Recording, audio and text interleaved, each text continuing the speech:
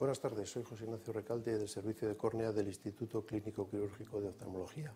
Hoy les vamos a hablar de una novedosa operación llamada cross-linking corneal que se emplea en una enfermedad degenerativa de la córnea llamada queratocono.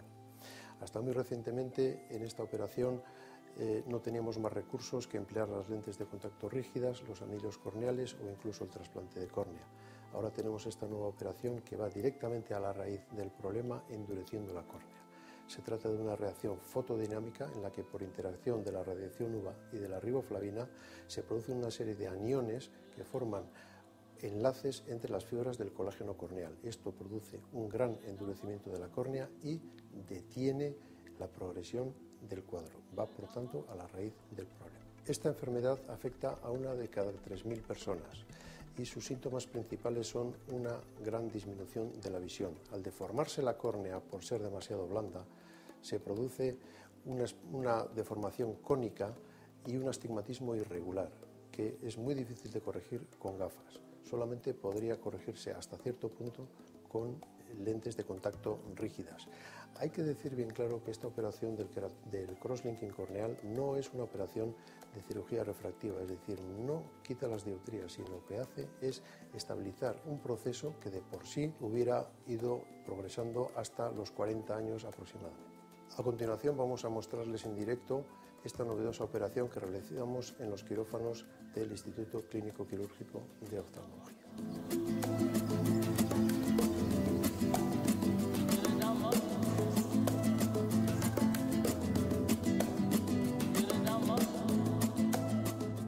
Estamos preparando el campo operatorio. La intervención debe hacerse en condiciones de esterilidad total. Previamente hemos instilado unas gotas de un colirio anestésico para que sea total y absolutamente indolora. Vamos a colocar un blefarostato.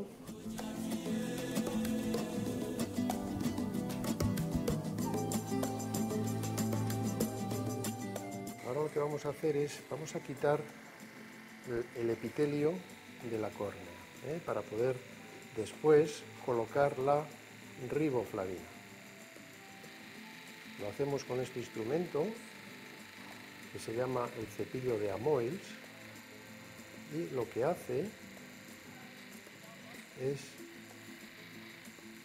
quitar el epitelio para que la riboflavina se vaya impregnando mejor. Bien, ya tenemos esta primera parte hecha, realizada, y a continuación vamos a pasar a medir el espesor de la córnea, el espesor corneal.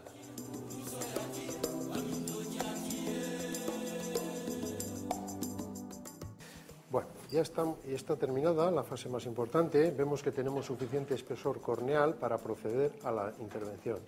Si el espesor corneal fuera inferior a 400 micras, deberíamos de poner unos colirios especiales para que la córnea se hinchara y aumentara su grosor. Sin embargo, en este caso esto no es necesario, con lo cual pasaremos a poner la riboflavina que utilizamos habitualmente. Aquí viene la preparación y simplemente lo que hacemos es instilar esta sustancia sobre la córnea. Repetiremos esta operación cada 2 minutos, durante 10 minutos, y esto será suficiente para que la córnea se impregne con la sustancia. Voy a aprovechar este tiempo para explicar un poquito las características de la intervención. La intervención se basa en la interacción de la radiación UVA con la riboflavina. Hay un elemento que es el fotosensitivizador, que es la radiación UVA, y una molécula que se excita, que es la riboflavina, por efecto de esta luz. Cuando esto ocurre, se produce una reacción físico-química, se forman unos aniones que lo que hacen es formar unas uniones, unos enlaces covalentes entre las fibras del colágeno corneal. El colágeno corneal son unas fibras que forman un poco el armazón, el esqueleto de la córnea, y son las que le dan solidez. En los pacientes con queratocono, este colágeno no es un colágeno bueno, no es un colágeno normal, está muy debilitado y esta es la razón por la que la córnea se deforma. Con esta intervención nosotros aumentamos la unión entre esas fibras, pasan a tener muchas más uniones entre sí, se forma una urdimbre, se forma una trama en el colágeno corneal y esto hace que aumente extraordinariamente la rigidez de la córnea, con lo cual impedimos su deformación, que sería la que luego, como he dicho antes, produciría el astigmatismo irregular y la caída de la visión. Aprovecho para decir que esta operación no es una operación de cirugía refractiva. Nosotros no la hacemos para quitar dioptrías, aunque sí es verdad que en aproximadamente la mitad de los casos el astigmatismo disminuye un poco y mejoran algo de visión. Pero insisto, no es una operación de cirugía refractiva. Simplemente lo que se pretende aquí es parar la progresión del cuadro, estabilizar la córnea. Cada 2 minutos el aparato nos avisa cuando tenemos que hacer las instilaciones. Nosotros ponemos la anestesia en forma tópica, en forma de colirio, y no molesta absolutamente nada. Algunos, al final, nos dicen que la luz le puede molestar algo. En ese caso lo que hacemos es poner un poquito más de anestesia e insisto que es totalmente indolora. Incluso en el posoperatorio puedes notar algo de molestia por la noche, pero no suele ser una cosa insoportable ni mucho menos, ¿eh? Y incluso además te daremos algún analgésico para que puedas tomar en caso de que estuvieras verdaderamente molesta. El primer paso de la intervención ha consistido en quitar el epitelio, en desepitelizar. Claro, eso duele, eso es doloroso una vez que pasa el efecto de la anestesia. Para que el dolor sea el mínimo, lo que se hace es colocar una lente de contacto blanda, no por graduación, no por nada que ver con quitar dioptrías, sino simplemente para que haga una función de vendaje. Esto disminuye muchísimo las molestias postoperatorias. El paciente puede hacer una vida prácticamente normal pues desde el día siguiente o a los 2 días como mucho, depende un poco de la sensibilidad que pueda tener a las molestias posoperatorias, pero realmente al segundo día no hay mayor problema. Al cabo de una semana, que es cuando ya el epitelio se vuelve a reproducir y a cerrar la herida, en ese momento nosotros quitamos la lente de contacto y el epitelio pues ya, digamos, ha cerrado la herida. Pero ese epitelio, digamos que no está, ¿cómo diría yo?, no está planchado, son unas células que todavía son un poquito rugosas, con lo cual la capacidad visual o la calidad visual a la semana todavía no es la que era previamente a la cirugía. Al mes, casi en todos los casos, estamos en los niveles previos, y a los 6 meses, que es cuando estamos dando el alta habitualmente de estos procedimientos, en más de la mitad de los casos se observa una mejoría de la agudeza visual, aunque insisto y repito que esto no es una operación de cirugía refractiva. He comentado antes que esto se utiliza para el queratocono, este procedimiento, pero también es un procedimiento muy adecuado para las ectasias post-LASIK, es decir, aquellas deformaciones de la córnea que se producen después de las operaciones de miopía. Cuando, por el motivo que sea, hemos debilitado demasiado la córnea o por cualquier otro motivo esa córnea operada es incapaz de mantener su forma, esta operación es muy adecuada para tratar a esos pacientes. De hecho, lo hemos hecho en algunos casos con buenos resultados, obteniendo estabilización. He comentado también al principio que esta operación va a la raíz, al origen del problema. No es como otras operaciones que lo que hacen es, por ejemplo, en la queratoplastia, sustituir una córnea que estaba enferma por una córnea de trasplante. Esto es un poco lo que se hacía antes y hoy en día también en algunos casos. Y otra posibilidad también sería la introducción de anillos corneales dentro de la córnea.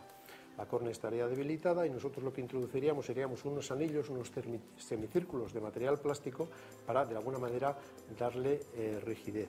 Esto mejora la forma de la córnea, puede hacer que incluso se puedan adaptar lentes de contacto, pero realmente no va a la raíz del asunto. La córnea sigue siendo blanda, sigue estando reblandecida, a pesar de que nosotros tratemos de fijarla añadiéndole un soporte. Nosotros hasta hace relativamente unos meses hacíamos el sistema antiguo que era de luz pulsada. Era una gran operación, pero era una operación que duraba más de 1 hora, entonces los pacientes acababan muy aburridos. Ahora lo que hacemos es lo mismo, pero utilizamos un sistema de luz pulsada, en el cual lo que ocurre es que la luz, cuando está en on, digamos que hace su efecto, pero lo hace sobre un efecto sobre una córnea que está cargada de oxígeno, y por lo tanto la reacción es mucho más efectiva. Con este sistema de on-off aprovechamos solamente la vía rápida de la radiación UVA riboflavina.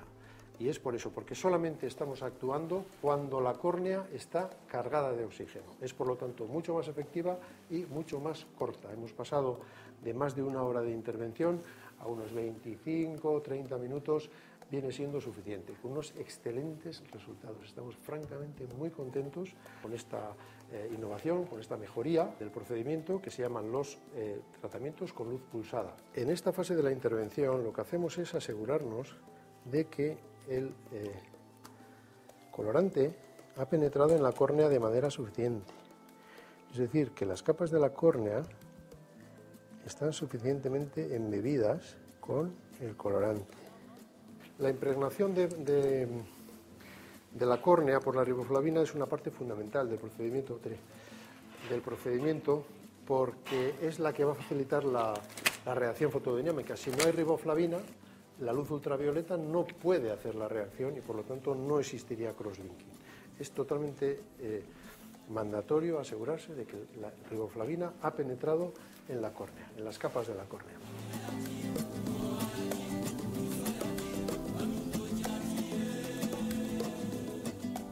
Y ahora vamos a ver, vemos estas partes muy interesantes, vemos cómo la luz, digamos, que oscila, parpadea. Tenemos una fase on, fase off. Insisto y repito, esta es la forma rápida del tratamiento de luz pulsada, y lo que pretendemos es que la fase en que la reacción es más efectiva, insisto y repito, cuando la córnea está cargada de oxígeno, es cuando estamos haciendo la reacción. Y una vez que el oxígeno ha sido consumido por la luz ultravioleta, esta desaparece, con lo cual la córnea se vuelve otra vez a cargar de oxígeno. Hay que asegurarnos de que la luz está enfocada en el centro de la córnea, no debemos tocar otras estructuras como el limbo esclerocorneal, porque podría producir algún tipo de daño, y simplemente es esto. Decir que todos los estudios que se han hecho, que se han realizado, nos dicen que es una intervención segura no solamente para la córnea, sino también para el iris, el cristalino y la retina. En principio, hay que asegurarse de que no hay una patología activa ocular concomitante, es decir, pues que no tenga, pues una conjuntivitis activa, o que tenga una supuración, o que tenga alguna cosa de estas, porque en ese caso, pues hombre, no sería una buena idea desepitelizar la córnea. Una vez transcurrida esta etapa, pues insisto, colocaremos una lente de contacto, impregnaremos la córnea con una solución de antibiótico y de desametasona, colocaremos una lente de contacto que tendrá un efecto vendaje para minimizar las molestias en el posoperatorio, y en principio nada más. La paciente podrá hacer una vida prácticamente normal en 48 horas.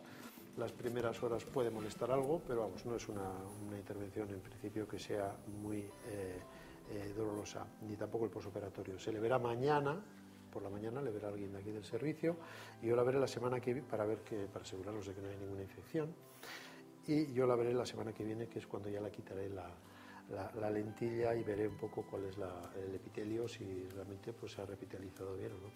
Y básicamente esto es la cirugía.